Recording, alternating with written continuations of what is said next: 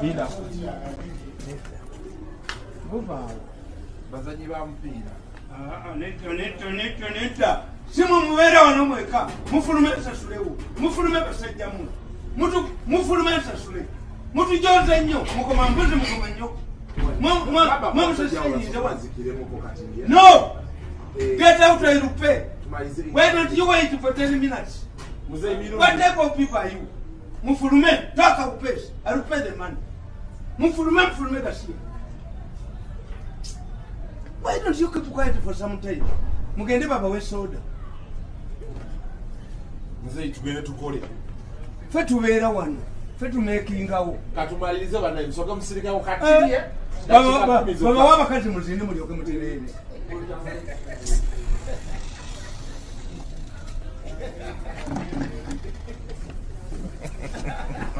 So, muja tusonyiwako kaise mbisi katini. Aha, mzee Mirundi. Okay. Nga tuzeyo wali.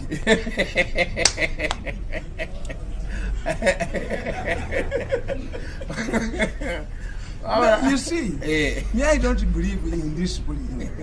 These people can wait if can give us only 20 minutes. You have nothing to do. I can create some work for you. But if somebody begs you, as you have been begging them, give us only 20 minutes and we finish. What's the problem of being in discipline? If you don't have something to do, I can provide some work for you.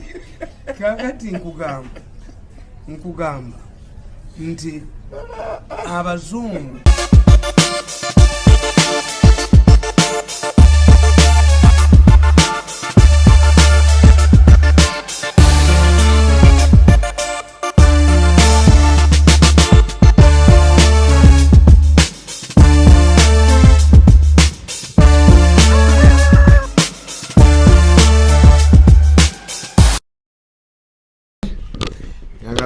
kusibako eno Christmas edition jetugendamu. Okay, tubaniriza nnyo ku Kasuku Live olunaku olwaleero. Obaani ali awo atuyambeko ku TV gitugireko ko tusaba busabi asooka agijjeko kubanga naye mwenyina ffe mumulete akantu ani mubuuze anze kasita waŋŋamba ekyo nenkimala nenkitereeza naye tomutwala kayina bbaawe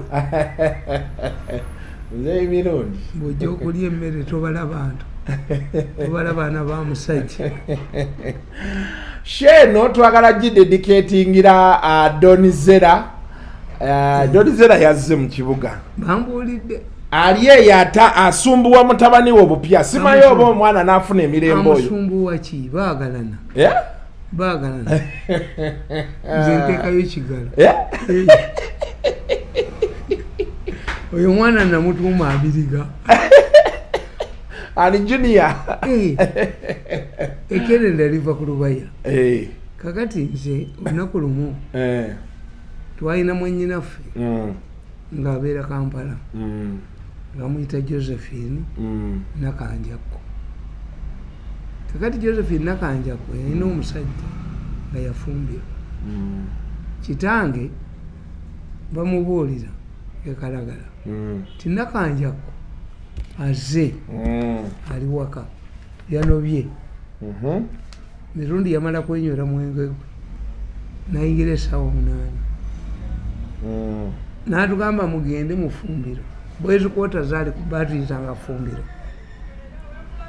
n'amugamba mumpitire Nakanjakko oyo ayingidde essaawa meka 8 n'amugamba Nakanjakko kyekyakuleese taata nanobye kyekyakunobeza anti omwami wange tebalina bataata gundi abo tebyaliwo wano basajja bedda bayitanga bakazi baabwe Nasimbwa Namayanja nga tayita nti taata junior wesanyo bo bayitanga mannya kakati temuga nti taata gundi tugireko ku TV eyo erekaana eyitamu eno nnyo mwenyinaffe yali tazaala katata n'atuuka mugende mumuyite mu ffumbiro mwenewo bozikoota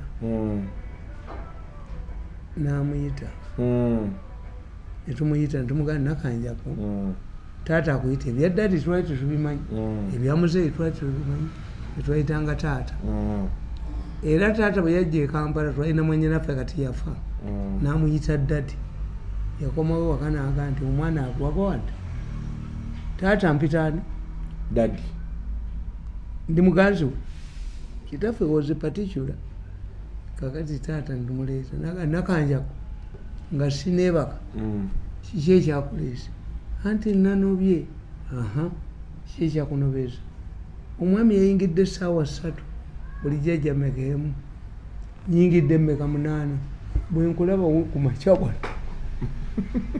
ne sente ezimuzaayo oba nze omukadde nyingira 8 onooba otya nga balo yayingira essaawa ezo oyo tannaba nakutabuka oyo kati naye akadakoyogedde ennaku zino sebo abawala bamanyiira okumawo sebo ku saa 2 nina kyali wange sebo baali bamuggalira ebweru I admired my father kubanga nze saavaako waka we nabeeranga yayina ebintu byasalamu ki emisango era that's why abaana ba taata bonna batali ba maama wange mbaagala nnyo n'abaana baabwe grow up together kitange yampita naŋŋamba lekankubole nnyammwe oyo ali maama naye yali abaagala maama teyawalana kuba yali ava mu basiraamu yaŋŋamba naye yakala nkubuuze mutabani ti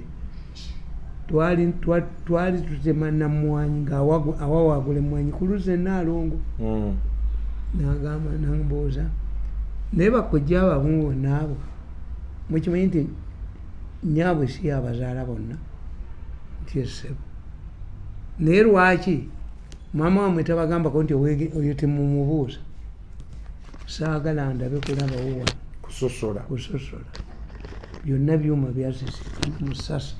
That's what my father told him. Kati nakula abaana abo ate nange n'ekifuna yangana naawe ojja ekifuna nange n'ekifuna kyekimu era naawe naye abaana bonna beeyagala kyekimu ate bonna bagezi kakati ekyokubiri ng'oggyeko ekyo nti my father influenced me ewa ebukojja nawuli omuntu akyogera ku leediyo yali sheek yali kugundi ku paalo nayogera naga nti bannange mutuwe respect taata baganda be bonna basiraamu the majority ebukojja bwaffe baki basiraamu naye ayise mirundi respecting the Islamic faith. Why? Twalina essowaani ezaabeeranga mu kabada ng'abasiraamu be bazirirako bokka zireme kulya ki mbizi nga toyinza kusanga taata baganda be ne bajja ewaka.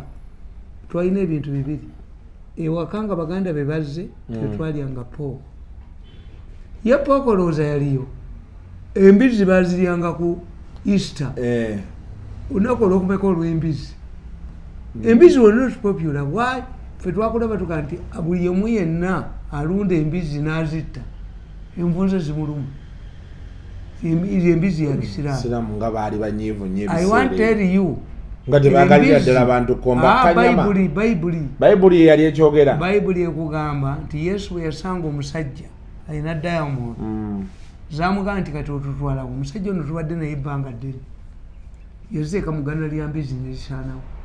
If you go to India tosobola kulya mbizi teri mbizi embizi yakokolanga ekyombo kya Nuuwa kati mu India balunda embizi mu kifo kya Kampala City Council bazita kuba basula ku mabalaza ku mbalaza zezirya kazambi oyo toyinza genda India n'olya mbizi yes okay saalabako ebinkogano taata wange ewaka waaliwo essowaani z'abakojja ne bataata abasiraamu era nalabanga abakojja abasiraamu nga basiimulako akatambala bwe bati ne basoma bisimira ekyo nakitegeererawo kye bayitanga bisimira naye nga simanyi ku kyogera Bismillah kitegeeza ki? Simanyi. Nebi bakojja ne batata abasiraamu bajjange wa mirundi. Mulangira Kalema kusam oli musiraamu bismillah kitegeeza ki? Bismillah kubanga kusooka kutendereza nga tonnalya. Ku kyalo waffe kwaliko omusajja nga muyita Saddiiki.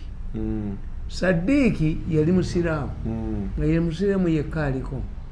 Ate jjajjaffe bwe yali afa Ssembu yalina mayiro yagamba saagala muzikiti ku kyalo kuno ti omuwazinya ajja kuŋŋaana okwebaka naye ng'ava mu baki nga baganda bonna baki basiraamu. naye Saddiiki yali avudde ku ttaka lya Ssembuya erya jjajjaffe ng'asenze ku ttaka lya muntu mulala omwami. Naye taata bwe yategeeranga nti bakoddomi be bazze yakwatanga enkoko ezi ne tuzitwala ewa Saddiiki. Saddiiki n'azikola ki? N'azisala. Aleme kuliisa baganda be nagundi nkaafu. That's why I believe in the tolerance of religion. Religion, yeah. I was Kuboli mukatuliki naye we are shaped by Islam. Yes. Basiraamu eno basiraamu eri. Yes. Okay. Animal Farm ekutuusibwako bannaffe aba Home Connect Properties bano batunda n'okugula ettaka wamu n'okulabirira amayumba. So bobo betaaga enamba zaabwe ziri awo wansi beba lead sponsor ba channel eno njagala bebaze nnyo lakwasina laba Christmas package eva mu Home Connect nenga tweyanza nnyo tweyanze gemwe bale tuteka mu ssente. Haji Jafari Musa ye musiraamu kati wetaina Christmas package aina tuwa yagamba nti buli ekiganye kitwaliyo buli ekiganye kola ki? Ate mulimu ebikola emputtu. Nze nkubye abaana bano emyaka 8 nabakubira ku ogusooka bakola emputtu nemoda akola emputtu ne muwoga akona waliwo ekintu nga kinene nekigaana okukutukirawo kyayingira dda mu famire yamwe nekimera n'ebyoya tolooza nti omusajja gyekibogo Yesu nkugambe n'embizzi Diamond zabuuza Yesu nti kati otugobi tulagawa. So Haji Jafari Musa mukubireko ku 0700 398888 ye 0700 398888. Ekyenjawulo nina bannaffe aba Melbet. Melbet bano ba mipiira bya mizannyo bagamba nti genda ku m.melbet.ug orisigninge app oregisteringe promo code kozesa linnya lyange Kasuku nsobola okufuna ku ssente ezo. Promo code Kasuku mu capital letters KASUKU. Empiira mingi gijja mu Christmas season eno. Mu January tulina Africa Cup, tulina World Cup omwaka nga guggwako mu December next year. So bw'oba onoonya akasente akali extra ebintu byesibye osobola ogenda ku m.melbet.ug no signing up no gulawo account promo code eri Kasuku nosobola okubeera nga ate weerira akasente awo. Ngenda kusembyayo bannaffe aba Honeypot bayise Honeypot habo wash boza wansi eno abakyala balina infection simaya bemala okushavinga nzimba nembange ofuna omuntu obuzimbye zimeno bange ekikere byonna abakyala wansi eyo. Ate blender Brenda gwe tujjakawo mu maaso. Brenda tusobola obutamwogerako ninka nzukire bana aba Honeypot. So Honeypot osobola okuba nga bakubirako ku 0707 400 000 ye 0707 400 000 ekintu okikwasaganye okitwale ku level eddako. Njasembyayo aba Dembe Distributors bano ba authorized distributor g'amata Fresh Dairy ne products zawe ku luguudo lw'Entebbe. So oliwobera ku Ntebbe Road noonya aba Dembe Distributors osobola okubeera nga ate ofuna products ezo. Tuddayo tuzayo baana ku masomero tutwala mwana wo na chai mukalu na bijuisi buli kiseera nga bannaffe aba Dembe Distributors we bali balina products za Fresh Dairy ne Brookside. Osobola okuba nga obakubirako ku 0702 744 426 ye 0702 744 426. Yes. Ate company yange eri shavinga bagiyita batya nti wambuli erinnya lyayo tumanyi we basanga General Cleaners Company Hygienic Company. General Cleaners Hygienic Company. Yes. Esangibwawa nange nansana ewali tulina ambulance abasawo batukubira amasimu mu malwaliro mulabye omukazi omukyafu muleme mukubambo takyasobola kweweta fe mutukubira simu ne tumujjayo waliwo abakazi agasajja bagamba nebafunyisa embuto ne gadduka fe tubafunyira abamenyi naye kizibu abamenyi tebalabika abakazi babatumbako omumenyi ajja ayina amaddu mangi amenyera ennaku bbiri nagwamu ekizibu kyaffe bamenyi naye tumala bakebera kati mulango emirimu abasajja basobola okumenya abakazi nga bali lubuto ate nte kati mbamanyi tebaba mbuto nnene omumenyi omutuufu aba ayina nga si kanyamona omunene akana akakulumba nawe kati mbategeera naye mutukubire ku ssimu eri gondi yaffe eri nansana kiriniki yaffe ekola byonna omukazi abasajja gabafunyisiza olubuto gabuze abakyala bali eyo munoonya ababashevinga baleme bakubira saluni yaba ne kampuni yaabwe ekikola baleme bakubira mpimu gundi muneba wadi naye enamba eriki gye bakubako eyange yenyini naye abaana bange tebakubako saagala abaana bange bakube kwegamba bakubako abantu bo abakumanyi bo tebakubako no this is a new development business yaffe twagiteekabo tulina ambulance ziringa 10 General Cleaners Hygienic Company abeddwaliro batukubira amasimu tubayitayo basagwa okuba esimu noga ntufunye omukyafu fe tumujjanja oba muyola kasasiro nemukuba abakazi bannamu banansi ne bakuba ate simanyi wakoze ekyo nedda awo twayingira abo twakitereeza. Okay. General Cleaners Hygienic Company. Bakube ku namba yo. Thank you very much. Now, never mbona womenya. Nedda se gweto menya. Sitobora. Bakozi be bamenya. Abamenya tubeetaaga nnyo. Esimu bayali. Okay, now Mzee Mirundi ko Saturday is Christmas Day. Yes. Abantu bakwagalako nnyo history, olina history. Christmas Day yo chichi nabagamba story chijo olina ku Christmas. Nabagamba Christmas Day was a pagan's day.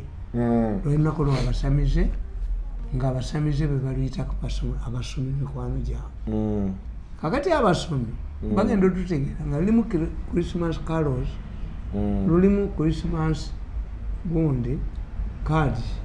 Wenye omuzungu kasafuna ekintu ekifuna kati ono covid bajja mujjamu ebika kati baleese omulala wazeo Omicron naye ate Omicron ekikwewunyisa ate gavumenti ya South Africa ebonyaabonyezebwa Omicron etonyeredde Uganda eddagala ya covid. So you cannot understand.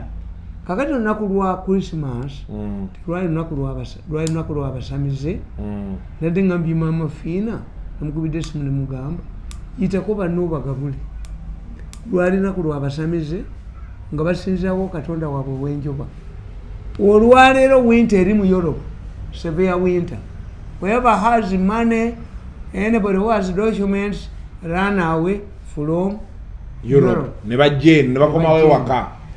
Severe winter. Nabaga nti omuntu atabeerangako mu winter tamanyi winter kyetegeeza ti engalo bwozije wabula mu America nalaba obusolo bulinga buno bunankani buno obuzikula kabuli sebo nga busula mu ayisi nga bumulya bumuyingira mu bumufitamu ebituli nabutya oyogedde ekintu n'entya okimanyi nti basobola okudya zino emmwanyi coffee beans ne baziteeka mu masannyalaze n'otambula nako ng'akatto.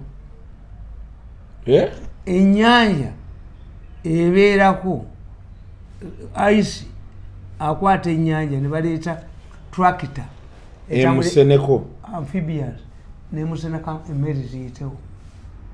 So anybody who has never seen winter, real winter.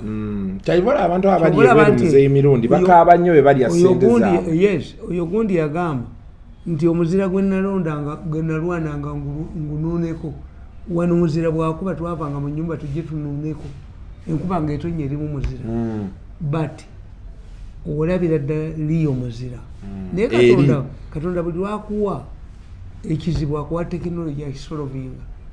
The Europeans oyingira mu bizimbe oba mu mmotoka embira gy'emmotoka gikyuka ne bateekako emirala egya winter balina egya winter kyobola abantu buli olaba emmotoka eyo eriko green eriko ki is not easy to find a white car in Europe or America nti black absorbs heat emmotoka bya kalakala ebyo emmotoka eya white ekola mu Africa kubanga reflects ki the sun kakati nkugamba nti abazungu ab'omulembe ogwo bekwekanga mu caves kakati caves ezo mwe bekwekanga winter eyitewo kati winter bwe yabanga mu middle kati bali mu middle of winter kati winter bajja kugivaamu mu February naye empewo eya February era naye beewunya ki nagenda nindowoozaamu tinaye abaddugavu lwaki tetujjayo winter gundi oyo ayisi netumuteeka ku nyinyi tumuteeka mu Sahara desert eyo tesobola kubeerawo nga tugitaddemu oli yenna ayisi in fact osoma mass communication ebinyonyi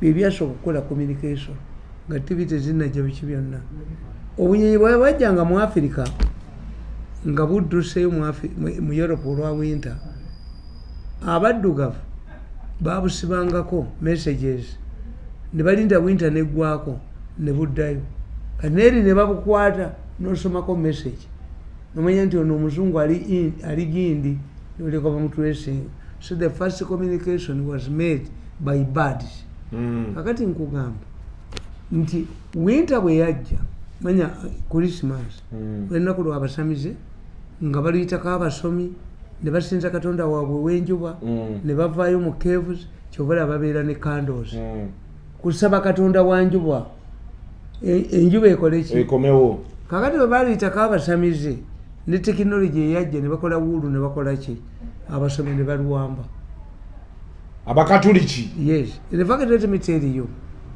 waliwo akatabo bakayita the Bible, the Quran and the science.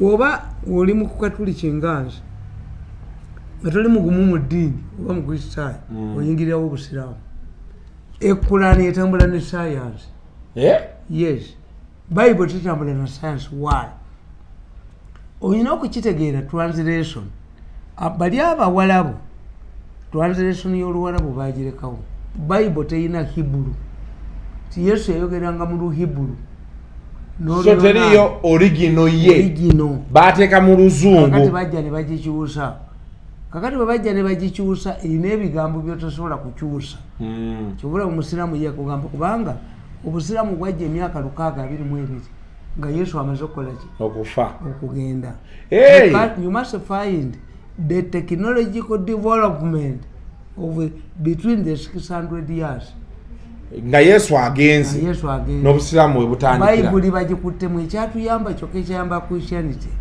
nti bakuuma ebifo biri Betelehemu yonna gyebiri ensawo Gologosa biki babikwipinga ne bwogenda ku kyalo Yesu we bamuzaalira era osangawo rudimentary methods ezaki ezedda kakati abasamize bwe bati nkugamba tibwosoma science ne Quran ne Bible obukusaayo obuddukamu Quran ekugamba if you say Bible ekugamba tikunsi kwaliko omuntu ng'empewo gyassa teriiko tikisobola kubeerawo scientifically ekyokubiri nti Bible oba ogisoma toyinza kugamba ti mu severe winter waliwo abalunda endiga kubanga olina okumanya nti ensi yali kolodi nnyo Yesu we yazaalirwa tulina gyonoona kutuuka kati ekitegeeza Yesu we yazaalirwa abalunzi baali tebasobola kubeera ku ki oba kakati today with the technology make hay before winter era obasanga nga bakoze omuddo baguzinzezinze mu Britain luddawa ente emyezi 6 zigimala muki naye ate zirya okusinga ki ezaffe ezigera ku makya okulya obuddu kakati kikutegeeza nti one I agree esongula agree n'abasodox bo bajaguza Christmas on in February kubanga olina okumenya nti abakulembeze ba Roma ba empera bagendangako bagattako omwezi gumugumu omwezi ti omwezi gwali gwa myezi 3 negigera katolaba omuganda kyayita omwaka season yes season ndi Katonda ate emyaka nayaza entengotengo ku ttale entengotengo ya myaka emeka bwe baalimanga kasoli ng'ogwo mwaka kasitamera ne bakungula omwaka emizooba gy'emyezi kasoli akungula ogwo mwaka guweddeko so you must, that's why in Africa bwe tuba tubala emyaka gyaffe we add 2 ti we did not have document nti oba nazaalibwa ku nnaku bweru ne bweruti okujjako bali abawesitaani ab'amannya gaabwe naffe twali tuganyina kiwanuka nti kiwanuka oyo yakola ki omwana yawanuka buwanuzi oba nyina yali ageze kukola ki nakiboneka ti yamuzaala ali mu menstruation period najja lwambi ti oyo otegeera yatta mukadde we oba maama we yafa obaani oyo najja lwambi namabidde nakyo kyeritegeeza kakati bwe twakula amanya agali stegamize twagajjawo the westerners continue with their names akakonda akasolo akali ebyuma akayibula enkuba yekayibula yeraddu akateesumba akataŋŋangika waliwo ono ali nakawa bamwitaani bahulikize zimanyire uti teyabuka ebizibu byonna so these people gondi yagamba namboze mbu balinako amasanyu balinako amabaale balina gundi nti amannya gategeeza nalina mukono gwe nga bamuta muholo tiyasala maama we ng'ejjambiya bamusiiga gundi nyingi kati as we modernize we forgot these names but they reflect ekyokubiri tibwotunulira mu bukatuliki ba Emmanuel bafuuka nnyo bakalinaali Emmanuel Cardinal Nsoboga Emmanuel Cardinal Wamala Emmanuel Cardinal Tunga Emmanuel Cardinal Lugambo why nti abazaaliddwa ku Christmas babatuma Emmanuel yes how come nti papa bw'aba alonda erinnya Emmanuel aligoberera nnyo mu Africa. So that's the summary.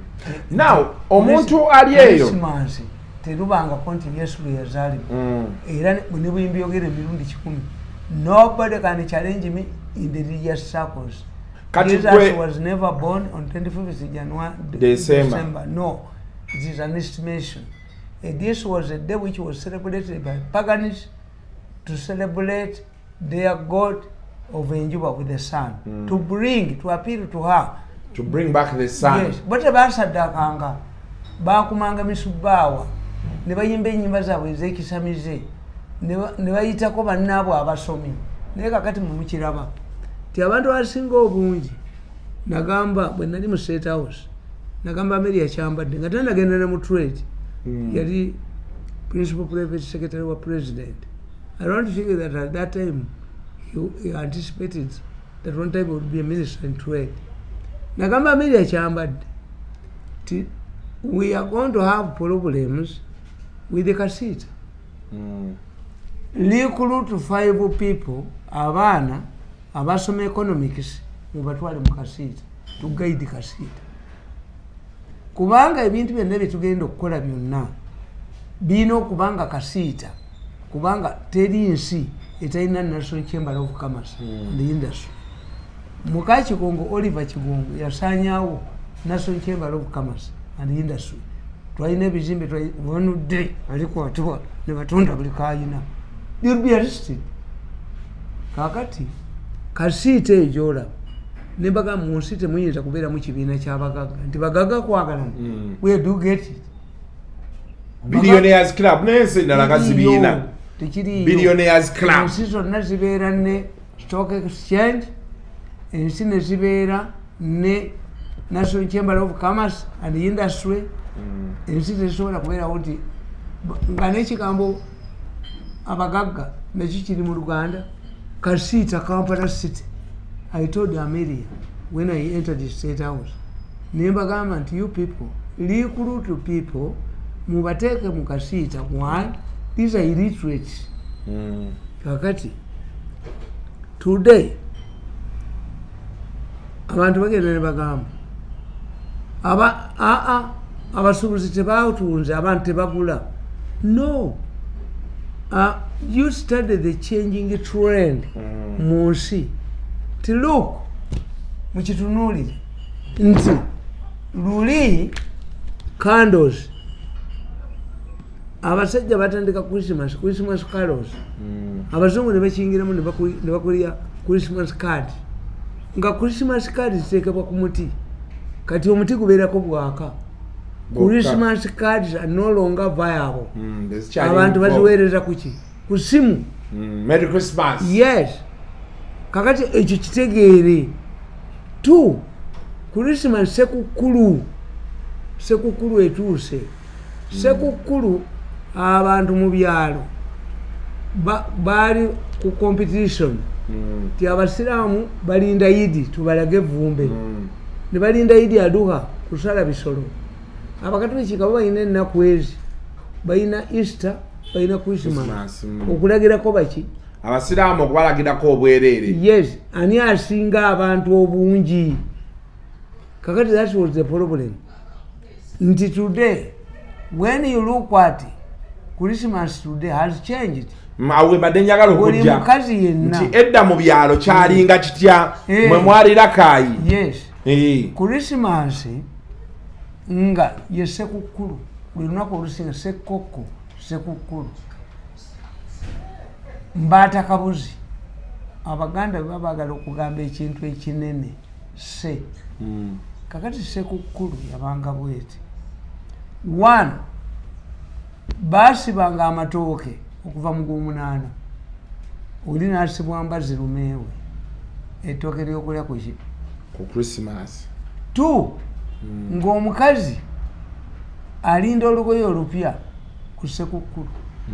Era ng'abasoma misa ey'ekiro be batagulidde engoye. Nze nayagalanga nnyo misa ey'ekiro. Mbeeramu abatamiivu abafuma faaza ebyobuwemu. Faaza olinga kino. Tukoye naawe. Tugenda mwalagi waffe. Akatamiivu gajjanga. Kyobula nze nategeera nti Katonda tabonereza muntu. Agafumanga faaza ebyobuwemu nga gaddeyo n'emimwa gyago. Nga gabuvubidde mu kyaki. Misa y'ekiro. Ekyokubiri. Wayingiranga misa y'ekiro. Nga faaza abuulira. Bano baavudde edda mu Kwete. Baavudde edda mu Omuganda. Kaakati yabanga yeebasa. Abantu bamutulira bati n'amakamaga. Misa y'ekiro nze nagigendangamu kuseka. Kunyumirwa. Nayagalanga nnyo okuva mu buto bwange. Njagala nnyo ebintu bya faani ebyo. Kaka today, don't expect omukazi blackmail yonna nga onagyefumbira emmere sekukulu. Abakazi bano banga babagulira eki? Gomesi. Nga bwate sekukulu onagyefumbira. Bwate oguze gomesi. Yes. Kakati today, we have created so many days. Nti olunaku lw'abakyala nimugulira gomesi. Omwana we lwafuna ng'odiguli nimugulira gomesi. Luli twabaguliranga engoye 2. Kadi. Olwakadi terugwozebwa. Kadi lwe lunaku omukazi lwasiibamu. Tugiyita kadi. Era omusajja yalugulanga nakuganda ne sabbuuni. Twamuyitanga ni kyapagonya. Nga yatukoze ebyafu. Kyapa ng'ombe, dimirya ng'ombe. Nali bagenda okwanjula bagenda naye. Uwabbulu naye si mukwano gwakola. Oli yali mulala. Kakati nkugamba. Things have changed. What was reserved for Christmas enkoko. Ng'abantu bagira Christmas. Omupunga oba omukyere. Omupunga sike kawunga. Gwe mukyere gwe bafumbye mu box nga mweru. Era ffe twamalanga kulya mmere nga babaga nti musooke mulya emmere mu kkute. Mwama najjayo box y'omukyere nga tukulya ku Christmas oba Easter. Baganda could not eat your mucheri. That was an Indian food. Hey. Yes. Omucheri tebagulyanga. Balinga ku tooke. Era mama waffe bw'aba yafumbye muwogo Abaganda bakugamba nti ekibite ekyogerwako enkolomere. Omuganda aga nti enda mawogo ezaala omulungi n'omubi. Enda mawogo yezaala omulungi n'omubi. Enda mawogo oyagala omulondola. Cassava was not edible. Lumonde gataliibwa. Tebamulyanga edda. Oyo omusajja bw'ayimba. Anti omusajja waliwo omusajja omu eyaŋŋamba nanga nti nze kasuku sirya muwogo. Yes. Mmere ya bisolo. Muwogo asiriwaza abantu. Cassava was brought from Portugal to make Africans stupid. When you go to Thailand and they find you feeding your children with the cassava, cassava in Thailand is reserved for pigs. But they are type. Zebeka muwogo simulya. Era Abaganda bamuyita muwogo lamba. Ekyava muwogo. Muwogo lamba. Muwogo laya. Muwogo talina ky'omulyamu. Mbw akatoko kano. Akatoko ka muwogo kano akanaanuuka. Abaana bonna abalya muwogo asiba obwongo. Balabe kasimalya muwogo genda omulya olabe ng'oneeba. Kyova olaba ono omuvubuka w'emmengo yadya n'akola omwenge gwa muwogo abantu basiri wali envunza zibaluma ababbi abafere. So ogwo omwenge gwa muwogo. Kati mbadde nkugamba nti ng'olwo mulya baleese empunga mu box naye ate ogambye mwamalanga kulya ne mukkuta n'alyoka abasenera kuba muleme kulya nnyo anti bwe munaagulya temujja kulya mmere. Enkoko nga bakugamba nti enkoko kasita ogiri olina okumala ennaku 7 nga tolidde endala eyonoona ebyenda naye nga si enkoko eno eyammwe. Tolaba abasamize bagezi baagana enkoko zino enjeru. Enkoko ekola mu ssabo erina okuba amagulu nga maddugavu. Enkoko enjeru waliwo mukwano kange otafiire yagimutwalira yamutwalira enkoko 2 enjeru nazikuba olowooza olwokuba siri Muganda enkoko enjeru sizimanyi. Era kankubera omusajja ayimba bwe mbadde nga nnema wano n'enkasuka akambe mu luggya ngenza okulaba nga akeegalise kozi taata ng'agula nnyama. Akambo kakanyuga ne keegalika oyo olumonde aliiba waaluli oba atumuwa abanyolo balye. Emizinyambwa ye lumonde mizinyambwa yabanga wambwa. Embwa ze zirya lumonde. Ekyokubiri Abaganda balina lumonde. Ye Abaganda nga baali bajoozi nnyo nno nabo. Ani kakati tuyinawo lumonde wa kyenvu tumuyita mpulugumye muwuulu. Ti omuwuulu atalina mukazi agenda n'alya mu banne.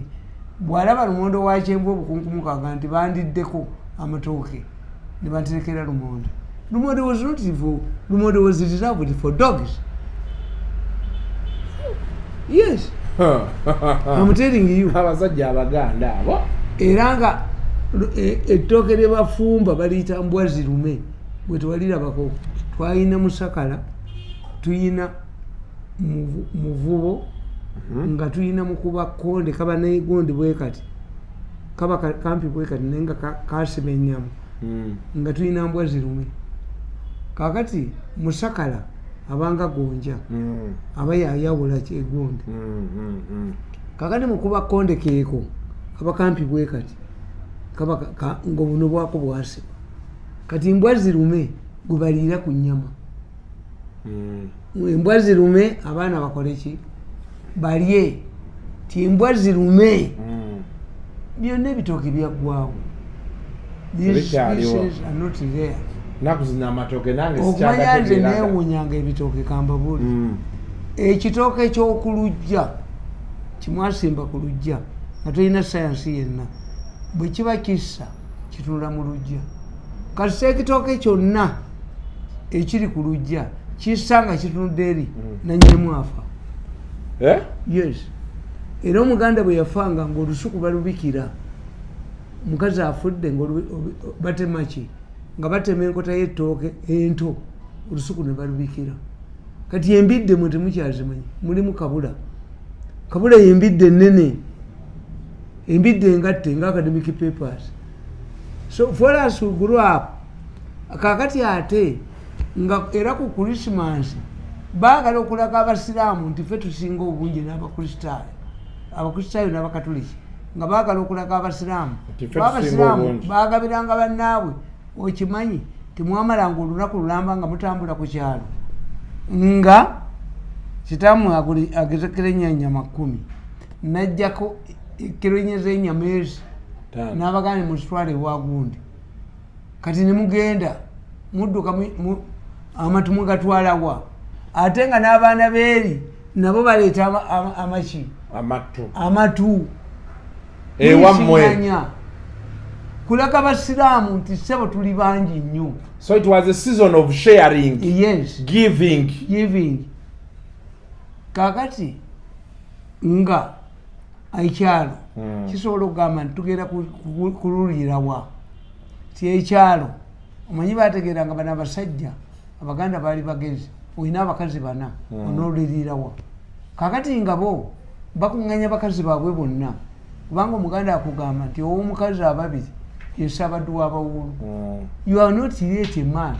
Omuganda marriage for women kyobola nti omuganda agamba nti bw'oba olina omukazi omu seggwanga bw'eba eva ekomawo n'enseera nekusanga ng'otudde ne kakaziko kamu muli ku lubalaza seggwanga ekugere laba ono sula mu nnyumba ye laba enseera zenyingira nazo kanuka gwagwa seggwanga evuma omusajja alina omukazi omu ekola etya arauzeyibironi kakati abasajja bali abaganda bali basajja bagezi nga bafuna gye banaasobolera omwenge abakazi baabwe bonna ku kyalo bagenda kufumba wamu kyatya bakazi be bonna bana bakole ki baliire wamu kubanga yatyanga nalulirawa nga talabayo gwanaasosola to find a solution obuta discriminating nti olunaku waluliriddewa kubanga abaganda temubamanyi omuganda bwe yabanga atambudde ng'omukazi we nkokonkulu ekigongo n'enkokonkulu waakiri kivunda naye nga teryakirya kiterekebwa nkokonkulu n'omugongo kyobulamu omuganda akugamba nti eyannanyinimu teyasantamu biri bintu ebyo mulimu ekirya busiini toyinzaga nti lwaze kyeyankoze enjavula era omuganda akagamba nti asogola ataliwo asima aniggula asogola ataliiwo asima ataliwowe asima aniggula asiba ayiikuula aniggula kitegeeza anti kakati lumondo oyo abaganda bebamusimba bagenda basimbamu omuggo agaziwe kata bireme kwekwata kakati abaganda bakugamba nti asima ataliwowe asima aniggula asimisa fujja ati bw'okwata ku mukazi ataliwo n'olyoka weekola buli kyoniguula naye obuwaga nti taata gundi toyonoona tonyige ebbeere kakati ye owewuwe alina bwamukola ki bwamukwata kuba n'enkyajja ajja muddira ane bwalwala kakati gwe tolaba abaana bawala bwe bafumbirwanga nebafumbirwa nga abeera mu kisenge ennaku ezi anti alabanga ku musajja ate nga si be bammwe abagundi nga baabala amuyuzayuza yenna kakati nga ono alina okubeerawo ate yaddayo teri kumukuba mpiso ono yagenda okukaza bwe yayise ng'amaze okumutabukira omugole ayinza okufuluma nga abaganda tulina ennaku nnya n'omukazi eyazadde okuva ku kaali ennaku nnya tukayita kaalire akaali kyobola nakugamba ti omwana omuwala yayimba maya bange anzaala amagulu gamulinga gamaya lwendivaako n'omwena amulikaaba anzaala amagulu gamulinga gamaya maya baffe anzaala amagulu gamulinga gamaya kakati ye yali agamba ti agenda kufumbirwa taata we n'amukimi bonna amagulu ga maaya naye kagenda agume kubanga ne maama we yakola ki yaguma kakati era omuwala omu n'ayimba ti baleega muleege ng'aleega eŋŋoma bonna banzirako olumbe lwabali baleega muleege mama ng'abaawo singa mugulira gomesi n'alaba baleega muleege ng'aleega eŋŋoma bonna banzirako olumbe lwabalya era omuwala yemu yayimba ayogera ku marriage bakuleega ng'aleega eŋŋoma naye tolina beewammwe banaalya bintu baali kuleeze ng'eŋŋoma naye nga beewammwe balya ku bintu. This means anti kikutegeeza these were virgins.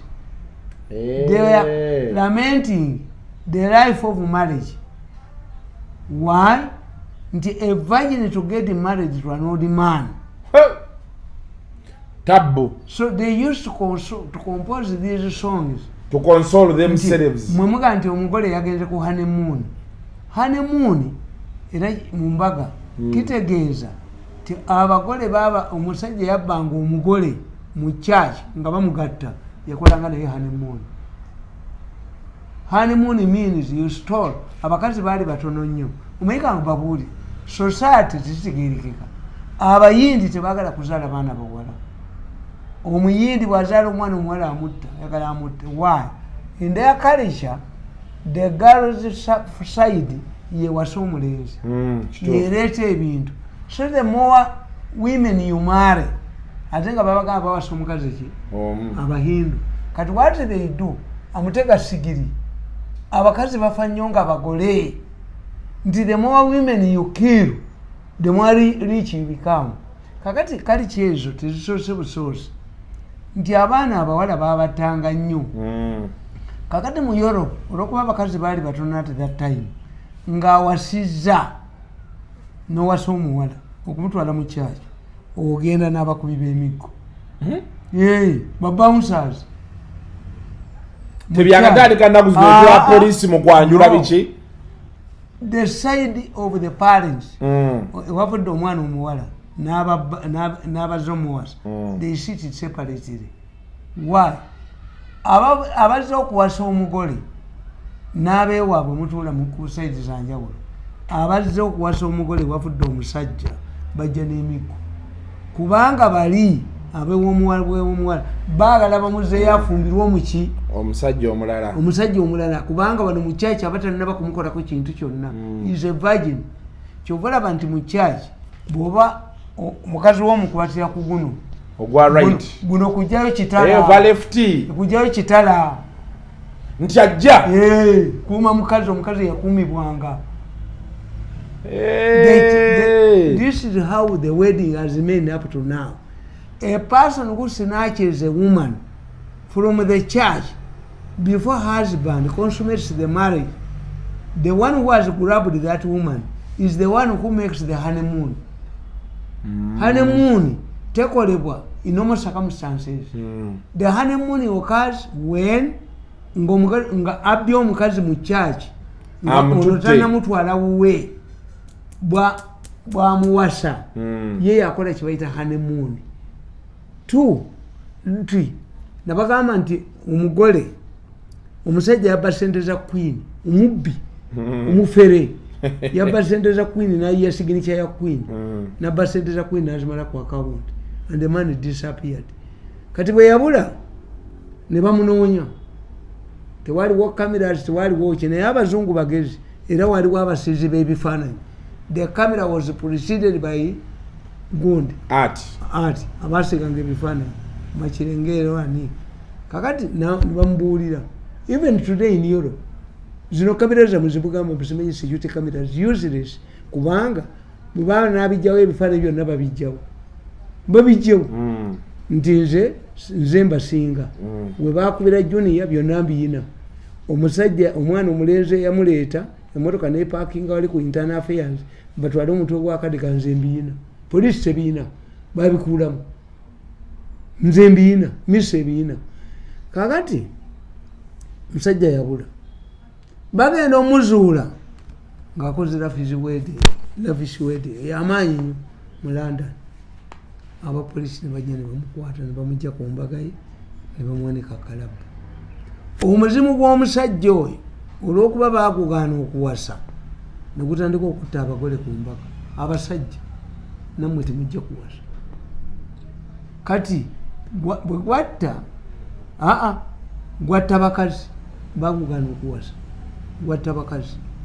Kati abasamize b'Ebungereza ne babagamba omusambwa oguwa enzaalo baguyita Bride gwabeeranga Scotland nga gulabikira mu gawuni enjeru ye Bride. Kakati ne babagamba mugende mwambale ebyeru. This is why the original gowns were white to chase away the bagole used to dress like to chase away the ghost yali ebatta. Sikuba nti kisignificant purity bikinga batugamba bakulimba mama. Kakati tambula kulaba omusambwa guli omuzimu gwona omusajja ogutami ogutalya ku byaffe ogwalesa nende mukufaya yakyata yagenda ayomba. Abaganda bayimbanga wandyako ennyama tabala ofe wandyako ennyama tabala nofa omusango gw'ennyama tegugwa malojjo. Kati nono yagenda akabira animal enkoko ejja egoba ebiseera bweti bwe batuukamu n'ogigoba egenda tu singa obadde gwe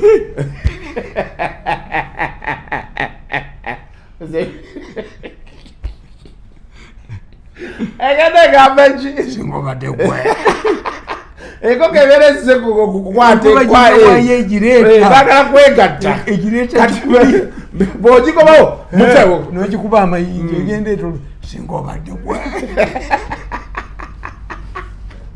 Kakati omusajja oli omuzimu gwatandika okutta abakazi. Kati ne babagamba mugende mwambale omukazi omugole mumutume Bride.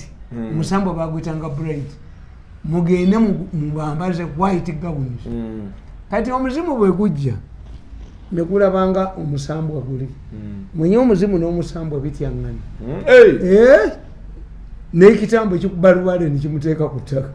Ekitambo ekyo kyolaba gwejobuuze Jaffaali ekitambo ekikwatika ekitambo kiyinza okuumya enju yonna n'omusawo omuganda n'adduka mu ssabu.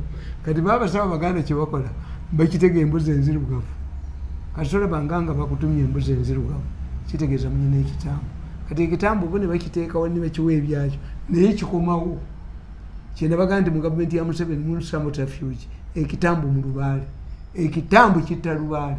Lubaale tayogerera ku kitambo ate ekikwatika abajafali be bakwata ebitambo. Ekitambo tekizanyi.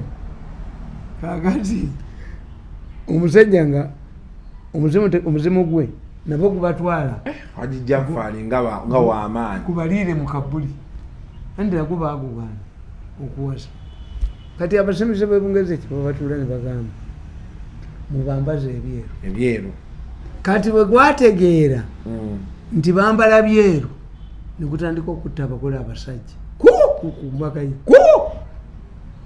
abasamize ne baddayo ku drawing board ne bagamba mumanyi muyiye campaign oyo gwe mulaba gwe bagoba ku mbaga temumanyi makulu gaayo. Campaign was intended to chase away omuzimu guli. Kyobulaba bagisunda ne mukola ki ne bayingira n'abasiraamu basunda soda. Kakati mmwe temumanyi campaign kyategeeza. Campaign yagoba bizimu n'egyewamu egyakuwerekedde ku bufumbo negyagigoba. That's why marriages don't last. Every time you pop champagne. Yes. Kakati omuzimu ne bagugoba olw'okuba Abafalansa n'Abangereza balina entalo zaabwe. Abangereza n'Abafalansa balinga Baganda n'Abanyoro balinga Bakonjo n'Abatooro. Buli kabila erina etajagala. I told you bwemba mwagala olutalo lw'e Congo lubaleme muwe prominence Jeno Kayanja Muhanga Umutooro against the Bakonsa bajja kwekyusa bali batandise okuba emmotoka nti can we be defeated by Bakonsa by Mutooro. Mwe temumanyi Museveni yagasa eggwanga lino omulugwala n'omukyoli tebagalanangako, omusebbeyi n'omugisu tebagalanangako. Amuteringiyo omuganda n'omunyolo. Nze nali gindi oyima nga ngezeyo ku mukolo kati nga bwe tuzina ku pati neziyeyo omuwala yali akolana mu banka. I thought it was a very yetabirimu. We dance yenge erinnya lyange talitegeera, so I was eye mulundi or somebody. Kati bwamala okuzina oluyimba ne lugwako ne mwerekera ne muzaaya bwa thank you weebale naddayo muyitayo yavaayo. I spoke Luganda. You people, you don't know. Nti omusebbeeyi n'omugisu tebazikwasaganya, omukalamu ejja n'omuteso ate nga bakazins tebagalana. Omulugwala n'omukyolo tolaba Koni nga yabbanga bintu bigenda mu West Nile. Koni used to attack West Nile nga abantu mu West Nile Koni babbako ebintu eggulu nga amaduka g'eggulu gajjudde. Where stocked Koni muki? Koni mukyolo. Omanyi nti Koni gulu bagondi bakyoli. Koni yalina woteeri eggulu nga n'aba gavumenti bwe tusula nga yo tagikuba tozanyisanga bantu enani state yake tasa. Kakati mbadde ngamba ti Abafaransa n'Abangereza bamala emyaka 10 nga balwanagana tebagalana paka kati up to today. Waaliwo omusajja bamusanga ku kkubo Paris mu France ng'afudde, baakebera ku ngatto ye nga made in England ne bagamba mugende ku immigration, waliwo Omungereza eyazze made in England. Kanoti Omufalansa tayambala kintu kya Mungereza. Abafalansa bakugamba the pronunciation of an English word is 100 miles away from its meaning. Bavumu Abafalansa abazungu. Why? Sidi kitegeeza carrier code diplomatique kitegeeza nti ombaka webweru. Abangereza babaga carrier code diplomatique bano bakiyita the diplomatic corps. Corps ne ko byanjawo bante babyawo. Kakati Omufalansa akugamba ti Abangereza tebamanyi kunaabanika. Omufalansa akugamba kunaabanika kiti ti abakazi Abangereza bino nga bitulanga ebya Haneport wansi. Yes. Kakati ate n'Omufalansa n'Omungereza nassa omuliro. He took a French leave. Nti Omufalansa tasibula. Is useless, talina respect. Kakati mu ndagaano zonna ey'Olufalansa will prevail over an English agreement. Why? Abafalansa balina ekigambo ekikazi n'ekisajja ye gulama yaabwe ti emmeeza nkazi etukulako ebintu. Gulama w'Abafalansa mwangu nnyo. That's why whenever there is an agreement, the English, the French agreement prevails over the English. Abangereza bayinza okuba n'ekigambo refuse, again, refugee, oyo munoonyi wa budamu, refugee, garbage. Kati ekigambo ekimu nga kikyusa pronunciation, but its meaning is the West Chiwato, West kusuulayo bikasasiro. Kakati pronunciation yemu, but a person who doesn't know the spelling. This is why. Kakati Abafalansa bwe baategeera ti campaign w'amaanyi nnyo Bungereza ddagala lyabwe ne baagala muddayirutinga. Ovuga emmotoka z'empaka mu Bafalansa nga bayiwa ewaabwe is useless. Buno bu Formula 1 jerega Vettel olukawangula ne bapopinga. Yes. Champagne in Britain is very useful. Nti champagne is reserved for weddings, but the French directed it. Wamma Abangereza mbalaba champagne tebamunywanywa nnyo. Naye Abafalansa akya bulijjo be bakola ne zimoweti. I've donated a bottle of champagne to you. Oyo mukwano gwenyu, oyo Omungereza mukwano gwenyu akuwa ku champagne. Omungereza tasobola kusibira ttaayi ku sati ya mikono mimbi Omufalansa akikola n'Omumerika baada diluting style ya Mwongereza ate kana obe inako beef ate Omuyirani yetasiba ttaayi kuvuma Abamerika kyobola nabagamba nti yuko to Sheraton Omungereza kuba tuli ku culture kati Omungereza tayina number 13 mu kizimbe. When you go to Sheraton Hotel, it is 14A, 12A, 12B, 14. 13 teriwo. Abo bali bakola lifuti. Buli lifuti letuka nga ku number 13 nga munyingiramu ekisajja ekinene kitta abantu. Omungereza tayina 13. Tayina mu bizimbe bye. Go to Sheraton. Tirimu Omungereza akugamba sheep, mutton, cow, beef. When it comes to goat meat, Omungereza talya mbuzi ya Kisirani. Abageza tebalya mbuzi. Anti nkugambye nti pig, pork, cow, beef, sheep, mutton, embuzi eyinaki goat's meat. tebagirya nga tetudaba kuva wano olwotandisa okuwuzika aba Newmans bakutegeeza nti tuli mu festive season leero tuli mu kunyumya Christmas tradition so beera ng'oyitirako mu supermarket yonna ekuli okumpi oguleyo product ya Newmans yonna crisps, gonja, cashnuts, kyekirala awo balina ne juices ez'enjawulo hard corn byonna byonna beera ng'obyefunira products za Newman gokasonyera supermarket just pick a Newman product ekintu kigende mu maaso banafe aba Apple K256 organics ab'e Dubai ndowooza mwabalabye ne mubategeera omukyalo oyo yabaddeko e Dubai ndowooza akomyewo leero oba akyaliyo so amwetaaga osobola okuba ng'okuba ku 0705 350628 0705 350628 manga kisajja gabuze abakyala wala abakyala abagala gano ga ate wala abagala agaserero obuserezi okitegedde byonna byonna bikola ki abigaba beera nga omukubirako apoke abasajja nga omuzira gukubye inchi nezeyongerayo emabega osoka kucamuka nezijja mu maaso bagamba nti beera ng'ogenda yaawo banafe aba Arapex tile adhesive bagamba tosiba tile abasama bazze kati ba inspectinga bintu byabwe bwoba osiba tile kozesa cement wa Arapex tile adhesive olemetandika na tile zamenyese olwagirinyeko bati kati zinyenya olustyle ziba sizembi naye cement gobera wakozeseza ba Arapex bagamba ntufuna adhesive wa Arapex tile adhesive ekintu kikwasaganye banobona benjogerako enambo solo kubanga ogiraba ng'eyita waawo.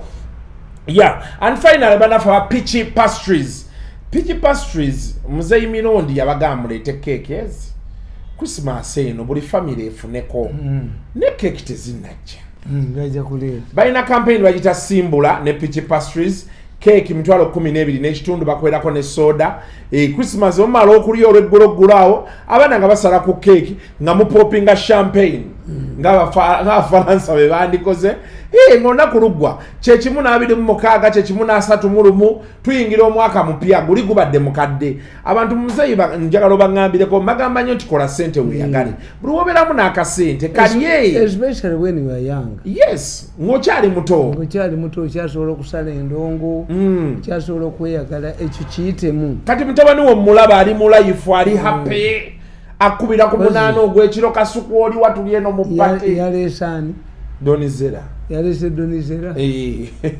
gwali naye gwa pepe yala ennaku zino tewali kizibu kyonna anyway byebyo kati nkugamba nti kalica y'abantu lwaki gwolowooza Abaganda bayiye olugero ne bagamba nti anaafuna n'ennume ezaala why abantu bonna Abaganda baali tebagala kwesittaza baana baabwe kati ebisolo ebikola effujjo n'ebinyonyi ebikola effujjo ng'ewaka tebibeerawo balunda bikazi nti eggunju kapa nga teyibeera kapa kitegeeza nkazi eggunju ye kapa ensajja yes eggunju ye kapa ensajja yes era kapa eno enkazi ekaaba nebaga nti esera enoonyaki gunju eggunju kapa bwezaala ebyana byayo ejja nebikanga nebigoba akati nosanga ti era enkoko nayo balina gye bagitwala etandise okubiika tebiika amasumba walina seggwanga kubanga enkoko eno erina obujo ewemula abaana ejja egoba ginne waayo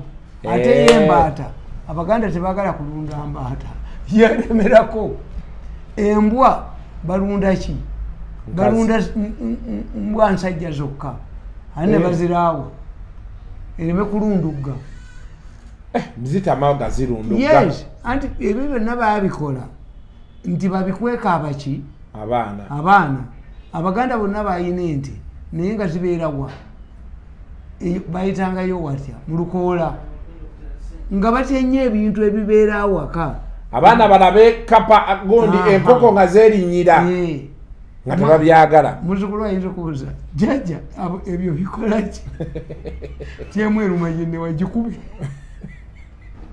waliwo akaana kagenda baali kali ku katanda kaako kagenda okulaba kadadi ne mami bolekedde ekigo kati nako bwe kaava eri kaga nti bazanya nako nekeripa ku mugongo waggulu kakati abaganda tebaagala nnyo bisolo biwemula waka tibyembalasinga ki embuzi kyogala bakuga nti embuzi mugitwala ewagundi mubagwenyufu wewabeera embuzi ennume. Yes, this is how these Baganda shaped their society. Tebayagalanga baana kukola ki kwonooneka tuwunzika okuva wano muzeeyi mirundi Christmas ogikwatiddewa ye gw'ogikuza anze sigikuza nnyo naye abantu bange bonna mbawa singa bano abaana tebanjavuwaza abaana bange bonna famire zange nabagulyanga engoye nekitaffe yatugulyanga engoye naye nannyini buyinza yagamba tebanjavuwaze era ngenda bakubira akatambi nga president ampadde billioni 3 nga ali ne bannabagamba do you know what Mirundi will be if he gets 3 billion? The money is intended. Museveni is giving this money to campaign for Muhoozi kati gosasirya Museveni ti Museveni ayina omuntu mu gavumenti ye akwata sente za Museveni kuba baziwadde Muhoozi waligambye nti sente zino nzikutte because the money is intended to campaign for Bobi Wine. That's the problem. Kati nze ngenda kubeera kooki bampise ku Sande nabawandikira akatabo ebyafaayo bya kooki ogenda beera ne kamuswaga kubeera ne kamuswaga kabaka yawadde abasajja b'emmotoka empya buli omu andi kankubuulire that's where the intelligence era nawandisidde akatabo nti Museveni's Lucifer Siole cars why we should prepare ourselves for Raila presidency ezo emmotoka Raila yazibawadde toyinza gamba nti kabaka went to Museveni nga yenna mulwadde Museveni namutwala e Germany bamusasudde ki asante yapunda ni matevu omwana ono eyaleeta ekimotoka kye kirozirozire ekikadde nakigamba nti kyegata obukadde 3 era addemu atabaale Obuganda anyage ne bakisimbako omulangira Gadimba oba bajjajjaffe baagula roziroise Mutesa describes his roziroise negiteekako essanga kyobula bayita ssanga lya mbogo roziroise gwojogera ebinagibeeramu bakola 20 kampuni ekola roziroise ekola yingiriza Boeing ebungereza omwana abadde yatabaala Obuganda kati abadde ajjeyo ekikadde atabaala Obuganda sente yazijeewo. 2 how can these Mengo people who don't get salaries maintain those cars? Kakati nze nabagamba nti mwe temukimanyi mwama wammwe asa beekwatira mu bwenzi ne kitamu mulabe engumi evuga wakati wali ayogera kakati kikutegeeza why Museveni has been attacking the Buganda Land Board. But Museveni should understand Mengo. Mengo comes in when Museveni has problems. Ndikakati Museveni achitegere. In addition to President Kagame, is going to also to get a Hussein Raila. Raila anakalya. Anti ngakalidde prepare. Nti ebintu byaffe batandise bigova. Raila tayagalanga ku Museveni nkugambye nti Lucifer Siole kitegeeza. Lucifer yali malayika mulungi nnyo mu ggulu nga Katonda amwagala nnyo yamwefuulira. Mukwano gwe yakwana mukazi wo. Kakati Museveni ayina kasi ya Lucifer. Timbabazi Museveni yayagala Mbabazi bannange. Twagende wa Mbabazi okumunoonyeza Kalumba election nga bakasizza mu lwaggaluka. Museveni n'agamba omuvuka bamuyita Longa. Musigale emabega muwulye bye boogera. Longa najja n'amugamba nti bagende tebajja muwaka lwa kitabeerawo. Museveni yagenda mu laali n'agamba nti banne temunzigyako. Ono presidential material. Ngenda namuwa omulimu ogumubeeza wano. Ani yali asudde Museveni? Mbabazi. Ekitegeeza kati Raila Odinga yatoloka mu komere Kenya. Kamiti. Nayingira Lake Victoria. Era Raila yagamba nti olwayingira mu mazzi ga Uganda ne Manyamponyi yasanga waba mukumbi. The operation was coordinated by Mukwezi. Mijijiro Mukwezi Minister of Security. Na yamusanga yiganga. Museveni namuwa ennyumba. When Moi knew that Museveni had participated in the escape of Raila Odinga, he crossed the border and Tubonabona. Kenya all of us went to war. Museveni yagamba sijja kutala Raila Odinga. Kubanga Museveni yagamba nazzayo abantu basatu mu ggwanga lyabwe lyatayogera ne babattirawo. Siriddamu kuzzayo muntu waawe. Raila fuluma eggwanga nkuwa safe passage. Raila tayagala Museveni. Era abajaluwo kakati abajaluwo b'e Kenya bo beeyita Baganda era Kakyama Mayanja ali mujaluwo. What many Jaluwos? So kati kyekiweesa ono anti kati kyekiweesa Raila emmotoka z'abantu b'ogambye tojjukira nti bwe baali bajaguza emyaka 20 Museveni tebamuyita bayita Raila.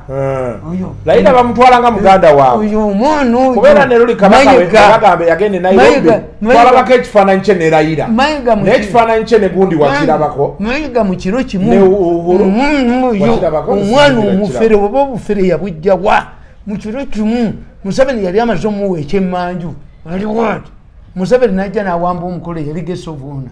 Mayiga did not mention Raila Odinga. Kabaka yamuyita emabega wa tteni. Don't mention Raila Odinga. Omwana n'okongobera ne galubindi ze. Omwana mufere. Kabaka amwagala nnyo kuba amuferera. Oyo mubbi wa Kabaka. Oyo Mayiga mubbi wa Kabaka. Mbadde njagala tu. Nedda. Kaakati Mayiga y'omu. Era aleese Raila Odinga. Mayiga okumanya omusajja mufere. He did not announce when Museveni took over. In one night. Mbadde kino. Mayiga did not announce the presence of Raila Odinga.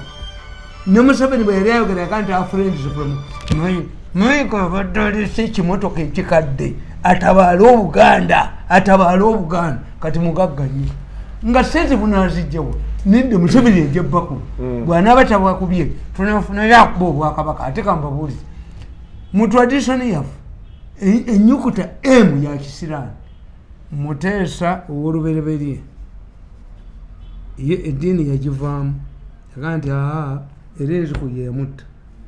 Muteesa owokubiri yafiira Mwekezayo kakati Mwanga Mwekezayo kebere ennyukuta ma kati ono Mutebi mulinde mulabe omunaaba temugjeyo omwana afera omwana gye buli lwalekako genda osigning up ne one n'okumotoka okukadde ku lozirozi atabaale Obuganda bamusonde gwe yabadde anoonya ebisatu Mayiga ng'onoonya Obuganda obutabaale noono omulangira Kadimba bukedde n'amukuba ng'akiyimiriddeko oba bajjajjaffe baagula ekipya ffe tugula ekikadde ng'omwana atabuse omwana gyeko olubindi woli omwana tetugenda kusukka waawo olunaku olwaleero tubagaliza omwana oyo bwe munaaba temugobye emmengo mubeere bulungi Mayiga n'Obwakabaka mulondeko kimu mweraba omwana agenda n'Obwakabaka omwana asumye ekiyitiridde Mayiga osumye nnyo Mayiga weetaaga kulumika nnyo. Merry Christmas and a Happy New Year. Merry Christmas.